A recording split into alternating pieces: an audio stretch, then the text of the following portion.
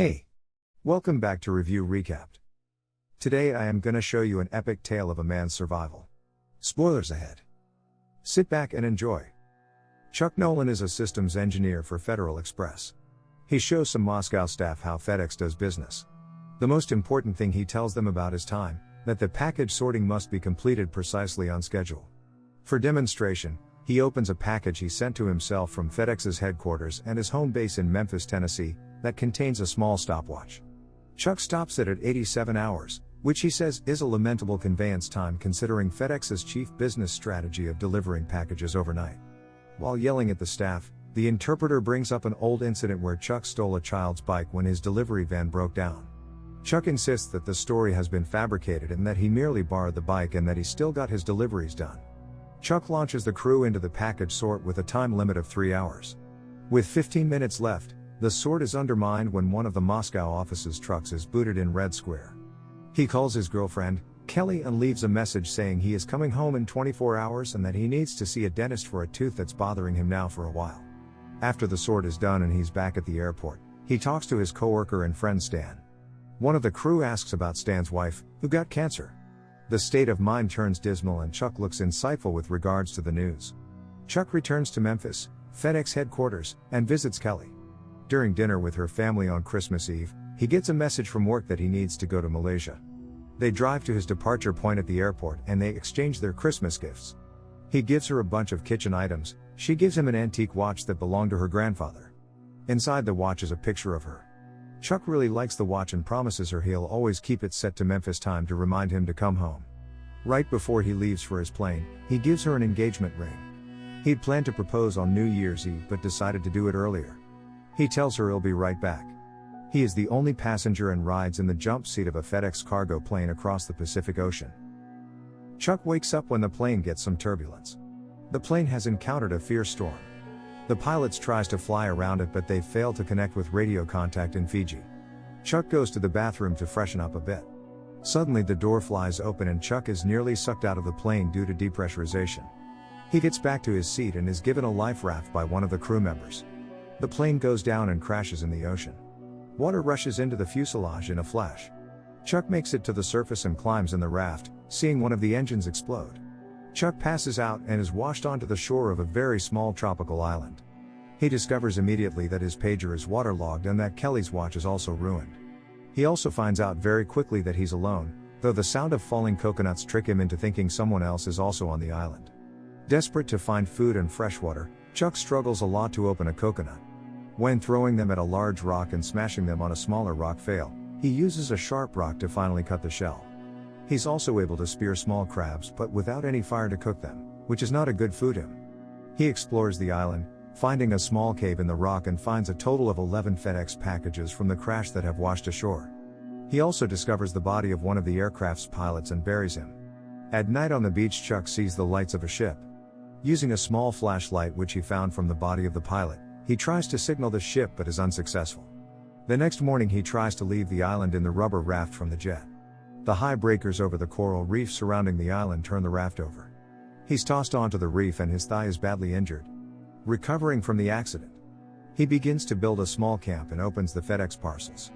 He discovers several items that aid him in his survival, including a pair of ice skates, a leather and lace dress, videotapes, and a legal document declaring a divorce. Another parcel contains a volleyball that eventually becomes his companion. One of the parcels is decorated with a pair of wings and for unexplained reasons he doesn't open it. He tries to build a fire by rubbing a stick against a piece of wood, but cuts his hand. In anger, he grabs the volleyball and throws it. His cut hand leaves a bloody imprint on the ball and from that he adds in a face, naming it by its brand name, Wilson. The ball becomes his companion. Sometime later he describes to Wilson the flight path of his jet compared to its last known position and calculates that the search area is over 500,000 square miles, twice the size of Texas. He realizes it's impossible that he'll ever be found. Chuck uses the lace from the dress as a fishing net, eating a small minnow he catches raw. He also spends a lot of time rubbing two sticks together to make a fire. The process is frustrating but Chuck continues and refining his strategy lastly gets an enormous fire moving. Chuck makes a home in a small cave that protects him from storms that occasionally hit the island. Still suffering from the tooth that was bothering him before he left Memphis, it has turned into a boil and is amazingly excruciating and enlarged. Desperate, he finally resorts to using the sharp end of an ice skate blade with a rock as a hammer to extract the tooth. 4 years pass. Chuck has lost more than 50 pounds and his hair and beard are long and messy. Every day is a survival for him. During a storm, 2 of the walls of a broken fiberglass portable toilet are tossed on shore. When he sees it blown by the wind, he is suddenly energized with the idea of building a raft that will use the fiberglass walls like a makeshift sail that could possibly get him over the larger waves surrounding the island. He chops down trees and lays out his raft. To tie the poles together, he braids rope from local tree bark and from the videotape. He counts the days necessary to catch the northeast trade winds that he hopes will take him into the shipping lanes and rescue. Chuck isn't certain where he is headed but figures that he would rather die at sea than spend the rest of his life alone on the island. At one point he envisions that Wilson is revealing to him the arrangement will not work and he punts Wilson out of his cavern. Promptly repentant, Chuck runs outside and discovers Wilson, saying sorry to him. Later we see that Chuck prepares food, water, and other necessities for his escape. He also tells Wilson that he'll have to make rope again.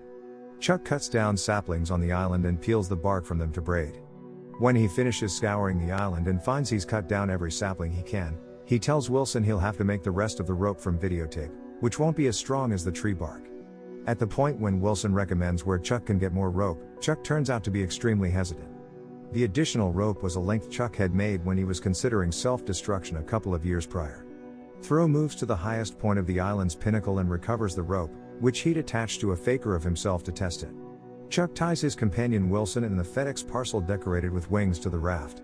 With the new sail and a pair of makeshift oars, he's able to sail over the reef surf and escape the island and lagoon.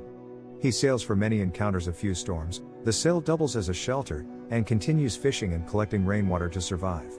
One day, following a heavy storm, an exhausted Chuck is awakened by water in his face, apparently from the spout of a whale, and sees Wilson floating away. He tries to rescue Wilson but, afraid of losing the raft, he is forced to let Wilson go. He gets sad over losing Wilson. He has nearly given up hope of rescue when he is wakened by another whale's spout. He turns over to see a container ship passing close by. They signal that they've seen him.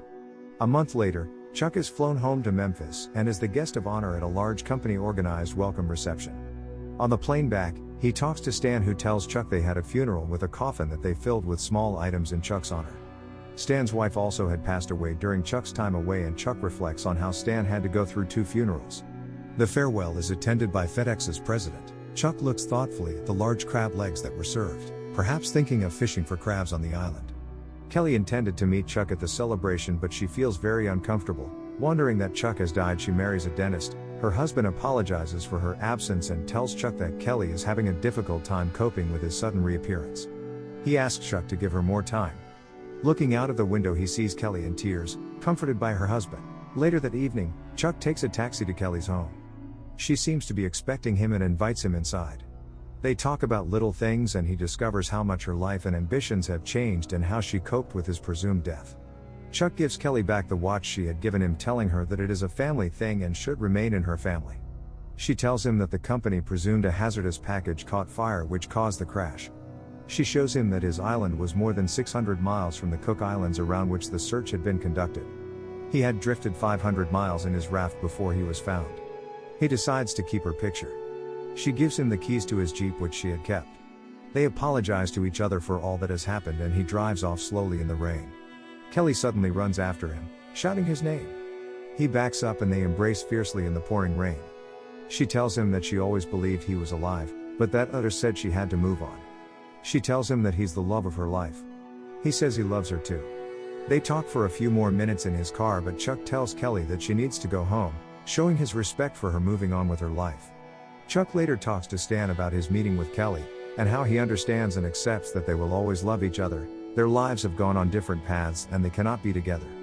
He confesses to the utter despair and helplessness he felt on the island, describes his failed attempt at suicide, and how he received assurance that he was supposed to live and came to terms with his loneliness. While he has just lost her again, he accepts it and understands he has to live one day at a time, because you never know what the life will bring. He drives to Texas with a FedEx package decorated with wings in his Jeep. He attempts to deliver it at a ranch with a wrought iron gate reading Bettina, but no one is there. He leaves it at the door with a note stating that the parcel saved his life. He drives south and at a 4-way intersection and gets out of his car to look at a map. A friendly, Pretty woman in an old pickup truck stops and asks him if he is lost. Smiling, he confesses he hasn't made up his mind where he was going. She tells him where the 4 roads lead, and that north, the direction Chuck had just come from, leads to a whole lot of nothingness all the way to Canada. She drives north, and as she pulls away, Chuck spots the same pair of wings that were on the package on the tailgate of her truck. The movie ends showing that Chuck walks to the center of the intersection and looks in each direction for a few seconds. He then turns north and his gaze lingers in the direction the woman drove. Thanks for watching. Make sure to subscribe and turn on notification to watch more videos like this.